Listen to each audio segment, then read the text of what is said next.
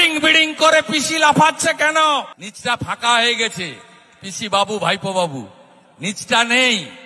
শুধু ভয় কাটাতে হবে আর ভোটার তালিকাটাকে ঠিকঠাক করতে হবে।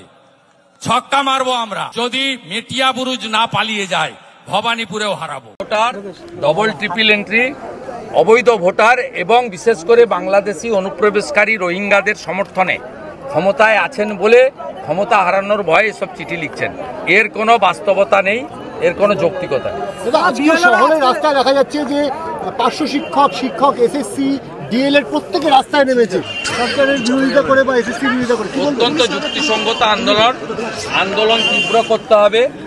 মমতা বন্দ্যোপাধ্যায় আর বেশি দিন ক্ষমতায় নেই, এই সময়ে আন্দোলন তীব্র করতে হবে এবং এর একমাত্র সমাধান হচ্ছে তৃণমূল কংগ্রেসকে আগামী নির্বাচনে পরাস্ত করা, নো ভোট টু মমতা, এই আওয়াজ সর্বত্র তুলতে হবে।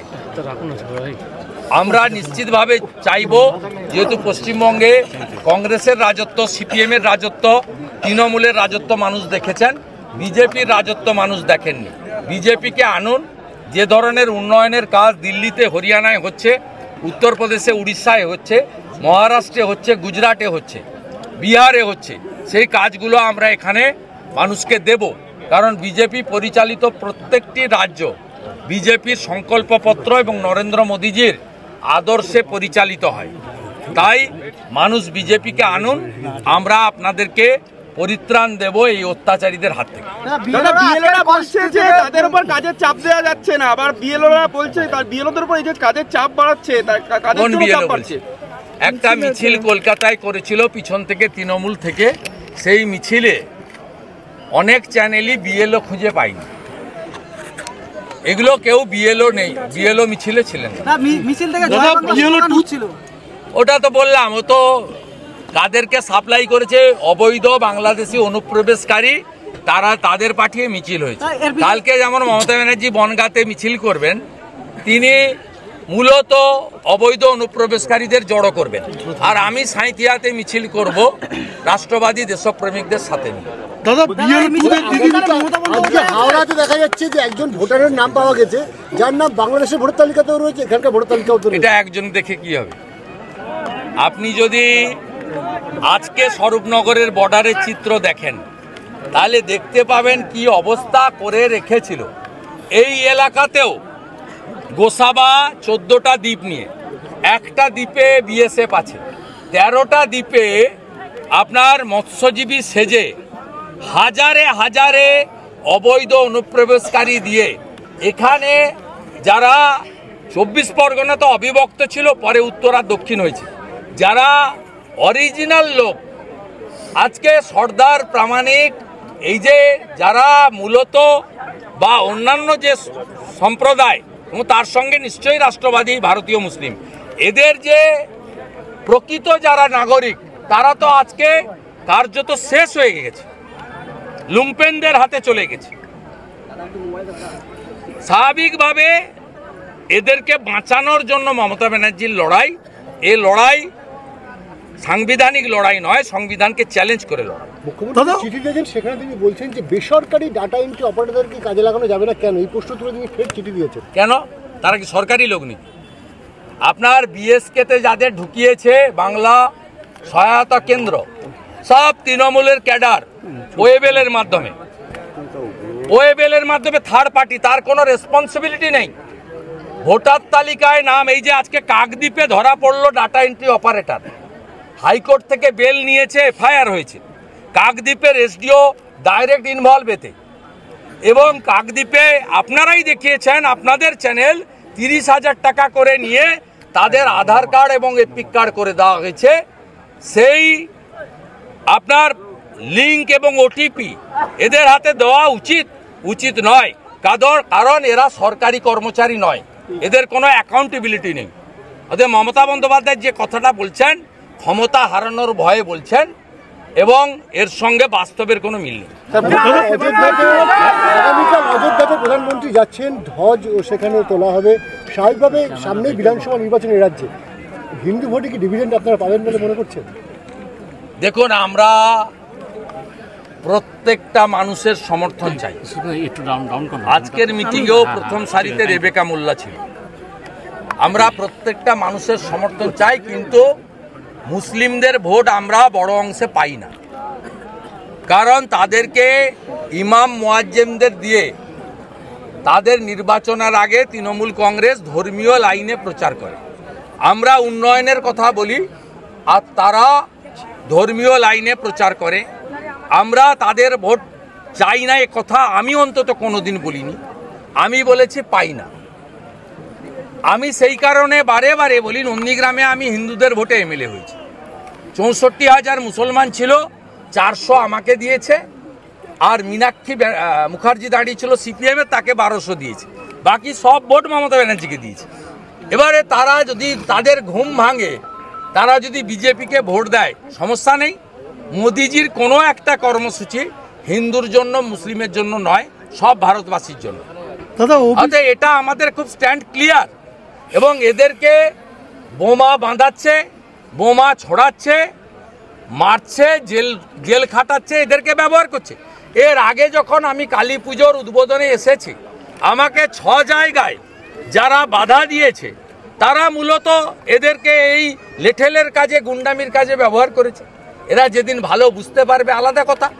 আর হিন্দুদের ঐক্যবদ্ধ হতে এই কারণে বলছি, কারণ হিন্দুরা ধর্মাচরণের ক্ষেত্রে পশ্চিমবঙ্গে পুলিশ এবং মমতা ব্যানার্জির দ্বারা বাধা প্রাপ্ত হচ্ছে।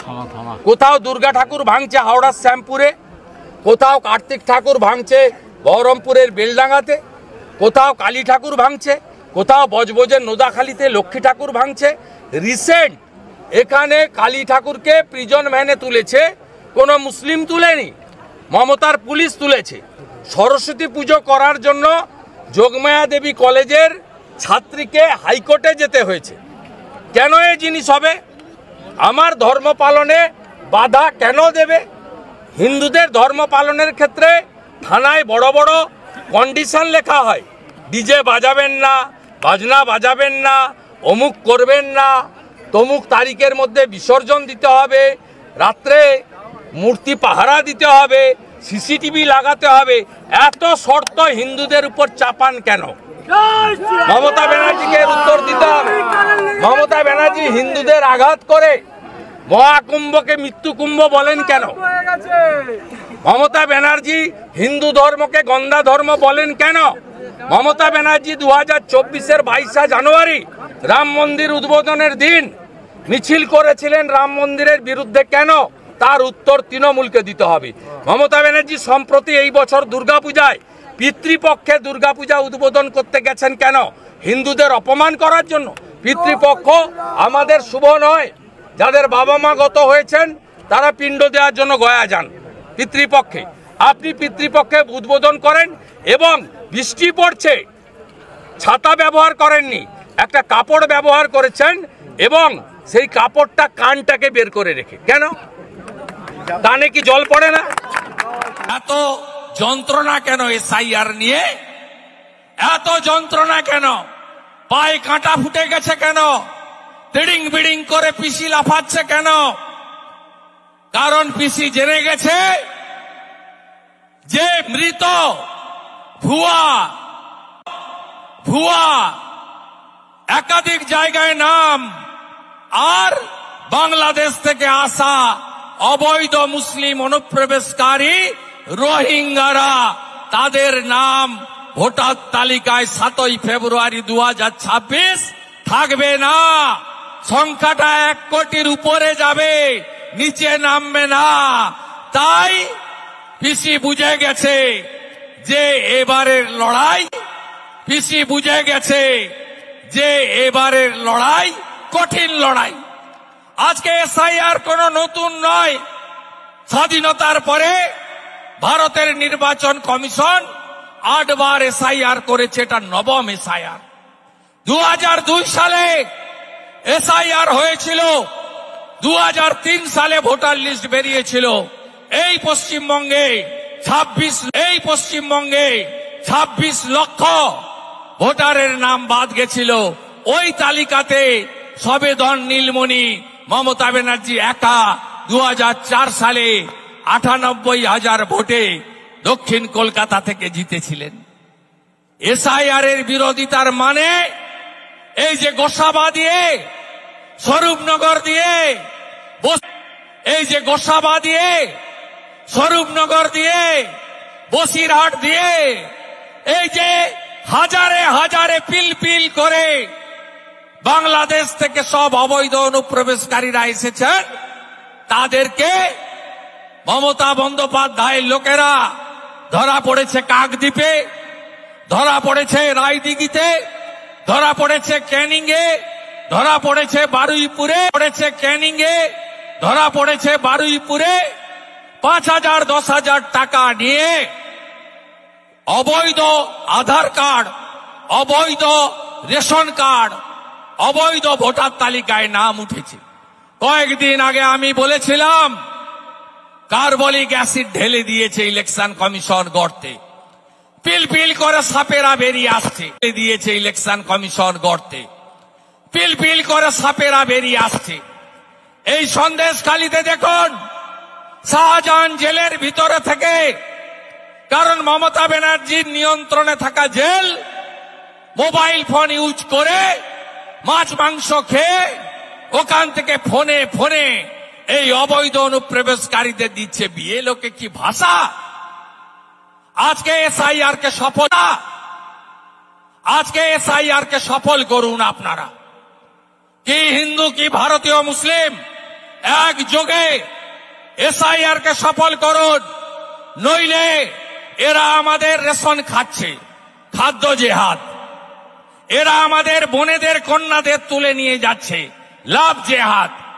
এরা আমাদের জমি দখল করছে, যাচ্ছে লাভ জেহাদ। এরা আমাদের জমি দখল করছে, ল্যান্ড জেহাদ। ল্যান্ড জেহাদ। এরা আমাদের ধর্ম পালনে বাধা দিচ্ছে, ধর্ম জেহাদ।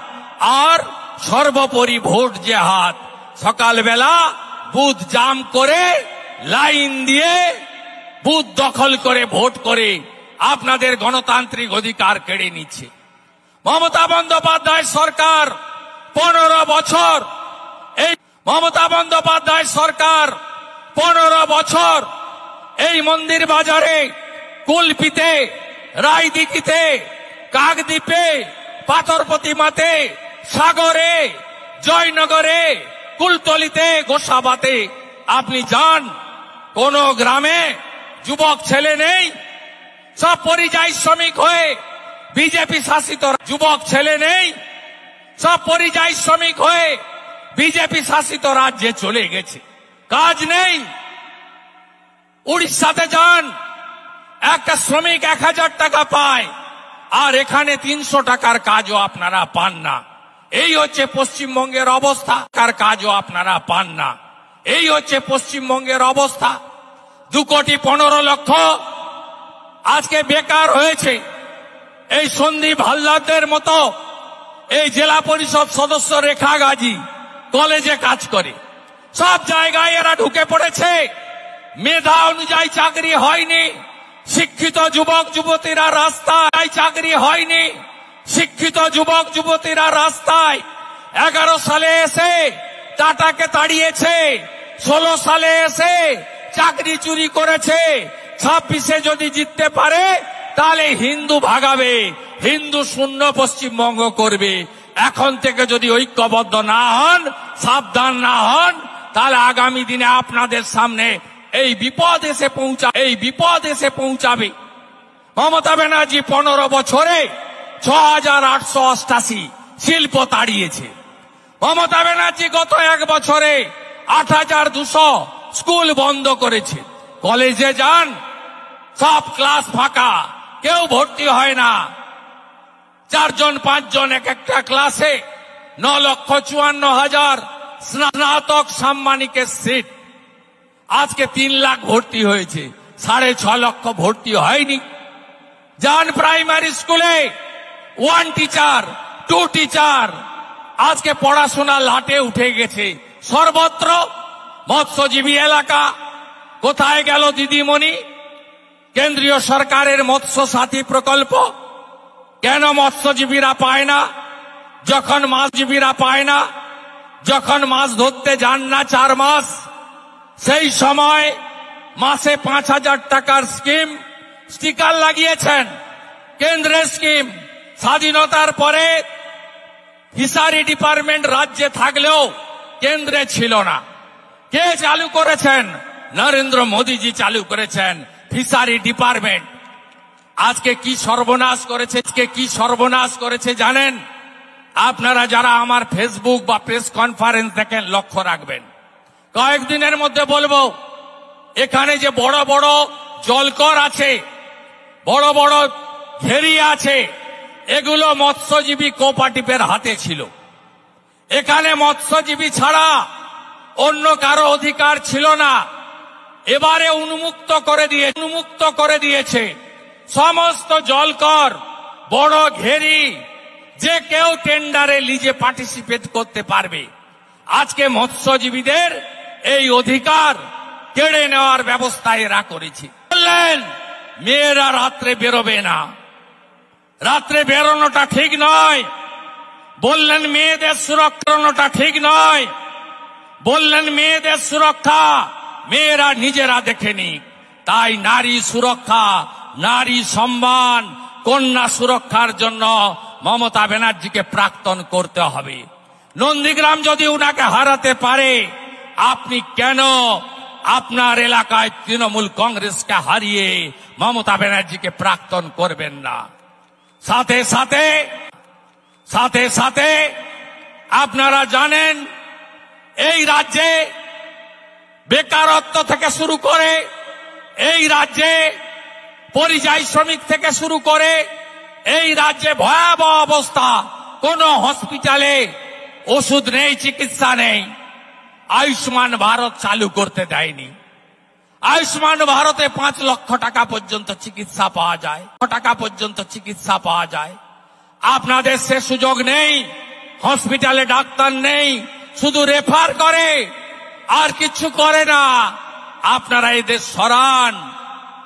আয়ুষ্মান ভারত চালু করতে গেলে তৃণমূলকে হারাতে হবে, তৃণমূলকে তাড়াতে হবে। আজকে যারা হাতের কাজ করেন, বিশ্বকর্মা যোজনা কেন পশ্চিমবঙ্গে চালু হয়নি? কেন তার উত্তর মমতা ব্যানার্জিকে পশ্চিমবঙ্গে চালু হয়নি? কেন তার উত্তর মমতা ব্যানার্জিকে দিতে হবে? ওবিসি হিন্দু, কামার, কুমোর, লোহার থেকে শুরু করে মালাকার, স্বর্ণকার, আমাদের যারা ওবিসি হিন্দু, মাহিষ্য থেকে শুরু করে, যারা ঘোষ থেকে শুরু করে, আজকে তাদেরকে কার্যত শেষ করে দিয়েছে এই রাজ্যের সরকার। এদের তাড়াতে হবে এবং সাথে সাথে হাই অ্যাপিজমেন্ট তোষণের রাজনীতি আপনারা কোথাও দেখতে পাননি। এই পুলিশ হচ্ছে এর জন্য দায়ী। আজকে কাকদ্বীপে আপনারা দেখেছেন মা কালীকে প্রিজন ভ্যানে তুলেছে এরা। কালী ঠাকুরকে এই সুন্দরবনের এসপি ইডিতে 5 বার, সুন্দরবনের এসপি ইডিতে 5 বার ডেকেছিল, 2 বার গেছিল। কয়লা চোর কোটেশ্বর রাও, তার নেতৃত্বে 500 পুলিশ নিয়ে গিয়ে মাথায় ডান্ডা মেরে মেয়েদেরকে টেনে হিচড়ে সরিয়ে মা কালীকে প্রিজন ভ্যানে তুলেছে। আপনি কি বদলা চান না? বদলা চান, হ্যাঁ কি না? আপনি মা কালীর ভক্ত তো? মা কালীকে প্রিজন ভ্যানে তুলেছে। বদলা যদি চান, 4 মাস পরে 5 মাস পরে ভোট, বদল আপনাকে আনতে হবে। আমার এখানে জগদ্ধাত্রী পূজায় আসার কথা ছিল। কি অসভ্যতামি করেছে আপনারা জানেন। কালী পূজার উদ্বোধনে 6 জায়গায় আমার উপরে আক্রমণ করেছে। আমি ছেড়ে দেওয়ার লোক নেই। এখানকার আইসি শুনে রাখুন কান খুলে। আমি না আপনার এবং এসপি কোটেশ্বর রাও থেকে বড় বড় পুলিশ অফিসারকে দেখেছি। 11 সালের আগে যখন নন্দীগ্রাম আন্দোলন করি, অরুণ গুপ্তাকে দেখেছি, ডিজি তারানিয়াকে দেখেছি, এন রমেশ বাবুকে দেখেছি, 7টা এসপিকে দেখেছি 1.5 বছরের মধ্যে। SS পান্ডা থেকে শুরু করে অশোক বিশ্বাস থেকে শুরু করে গঞ্জি অনিল শ্রীনিবাস থেকে শুরু করে 7টা এসপিকে আমি ওদের পরিণতি আজকে দেখতে পাচ্ছি। এখানকার ICR SP কে বলি, আপনারা জগদ্ধাত্রী ঠাকুরের মূর্তির হাত পা ভাঙলো, মূর্তি অপবিত্র করলো, জয়দেব হালদারকে পাঠিয়ে গুন্ডামি করলেন, পবিত্র করলো, জয়দেব হালদারকে পাঠিয়ে গুন্ডামি করলেন, জয়দেব হালদার নিজে মারলো আর নন বেলেবল সেকশনে কেস দিলেন আপনারা এখানকার যুবকদের নামে, অশোক পুরকাইতদের নামে। আপনারা কি ভেবেছেন? আপনারা কি ভেবেছেন এর হিসাব হবে না? হিসাব হবে, হিসাব হবে। দণ্ড সুদ দিয়ে সুদে আসলে তুলবো, দণ্ড সুদ দিয়ে সুদে আসলে তুলবো। একটা সময় উত্তরপ্রদেশে লোক বলতো নয় মায়াবতী নয় মুলায়ম, আজকে দুজনই অতীত হয়ে গেছে। 17 সাল থেকে বিজেপি এসছে। একটা সময় লোক বলতো বিজেপি এসছে, একটা সময় লোক বলতো সমোসা মে আলু আর বিহার মে লালু, অর্থাৎ সিঙ্গাড়ায় আলু আর বিহারে লালু সমর্থক। আজকে লালু রাজ খতম হয়ে গেছে, খতম হয়ে গেছে, পরিষ্কার হয়ে গেছে। আপনি যদি ভাবেন এরকম চলবে আরো, চিরদিন কাহারও সমান নাহি যায়, পৃথিবীটা দিন কাহারও সমান নাহি যায়। পৃথিবীটা গোল, ভদ্র হন। আপনার বেতন তৃণমূল দেয় না, ট্যাক্সের টাকায় বেতন পান। CRPC IPC তে কাজ করতেন, এখন ভারতীয় ন্যায় সংহিতাতে কাজ করুন। বেআইনি কাজ করলে আর মাত্র কয়েক মাস, এপ্রিলের পরে যা করার আমরা করব, নিশ্চিন্ত থাকুন। আর আপনাদের কাছে আমি বলে যাই, ভরসা আছে তো আমার উপরে। CPM এর সূর্য যখন মধ্য গগনে, আমি তখন ছোট মুখ্যমন্ত্রী লক্ষণ সেঠকে হারিয়েছি 1,73,000 ভোটে। তৃণমূল যখন 211টা সিট পাচ্ছে, সেদিন কিন্তু মুখ্যমন্ত্রী আমার কাছে হেরেছেন 1,956 ভোটে। আমি আপনাকে বলছি, SIR-টা যদি ঠিকঠাক করতে পারেন, আর জাত পাতের ঊর্ধ্বে উঠে ভয় কাটিয়ে, মমতা ব্যানার্জি বলেন না ধর্ম যার যার উৎসব সবার, বিরোধী দলনেতা বলে ধর্ম যার যার রক্ষা করার দায়িত্ব তার তার। আপনারা যদি একটু এক হতে পারেন, আমি কথা দিয়ে গেলাম তৃণমূলকে খুঁজে পাওয়া যাবে না আগামী বিধানসভা নির্বাচনে, খুঁজে পাওয়া যাবে না। 27 বছর পরে দিল্লি যদি বিজেপি জিততে পারে, 15 বছর পরে পশ্চিমবঙ্গে গেরুয়া পতাকা গ্রামে গ্রামে বিজেপি তুলতে পারে। ভরসা, বিশ্বাস, আস্থা রাখুন। অনেক সন্ধে হয়ে গেছে, বেলা খুব ছোট। এর পরের অভিযান সাগর আর পাথর প্রতিমা, আবার দেখা হবে। আপনারা আস্তে আস্তে এগোবেন, আস্তে আস্তে শীতও একটু পড়ছে, এগোবেন, আস্তে আস্তে শীতও একটু পড়ছে। অনেক নৌকো টৌকো পেরিয়েও যাবেন, অনেকে আস্তে আস্তে ফিরবেন। আর এই মাঠে যা ফেলে গেছেন না, নিশ্চয়ই কিছু ফেলে যাননি। চায়ের কাপ, মুড়ির ঠোঙা ঝাঁটানোর দরকার নেই। আগামীকাল বাপি হালদার আর জয়দেব হালদার এই মাঠটা ঝাঁটাবে, আগামীকাল ঝাঁটাবে। এরা এমন ছুঁচা পার্টি, শুভেন্দু যেখানে যায় তার পিছন পিছন যায়। 6 জায়গায় আটকেছ, 6 বার আসবো এখানে। এ তো দ্বিতীয় হলো কাকদ্বীপ, তারপরে মন্দির বাজার, তারপরে সাগর, তারপর পাথর প্রতিমা, তারপরে রায়দিঘি, তারপরে কুলপি, আর তারপরে রায়দিঘি, তারপরে কুলপি, আর লাস্টে ফেব্রুয়ারিতে আসবো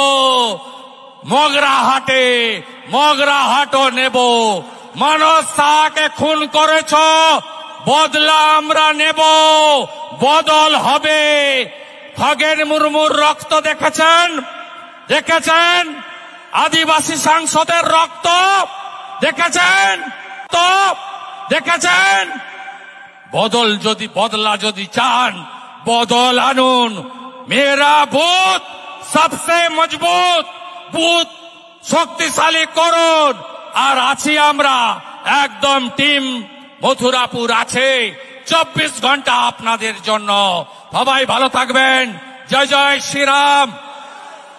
জোর সে বলো জয় শ্রীরাম, সে বলো জয় শ্রীরাম, আরো জোরে জয় শ্রীরাম। बीजेपी जिंदाबाद, नरेंद्र मोदी जिंदाबाद, नरेंद्र मोदी जिंदाबाद। वंदे मातरम, वंदे मातरम, वंदे वंदे मातरम, वंदे मातरम। তৃণমূল একটু দেখেছো তো মিটিংটা নাকি? লাইভ হচ্ছিল তো, অনেকেই করছিল। দেখবি আর জ্বলবি লুচির মতো ফুলবি। নিচটা ফাঁকা হয়ে গেছে। পিসি বাবু, ভাইপো বাবু, নিচটা নেই। শুধু ভয় কাটাতে হবে আর ভোটার তালিকাটাকে ঠিকঠাক করতে হবে। ছক্কা মারবো আমরা, ছক্কা মারবো আমরা। প্রস্তুত থাকুন। গোটা রাজ্যকেই নন্দীগ্রাম করতে হবে। আর আমি আপনাদের লাস্ট বলে গেলাম, রেকর্ড করে রাখুন। নন্দীগ্রামে হারিয়েছি, যদি মেটিয়া বুরুজ না পালিয়ে যায় ভবানীপুরেও হারাবো।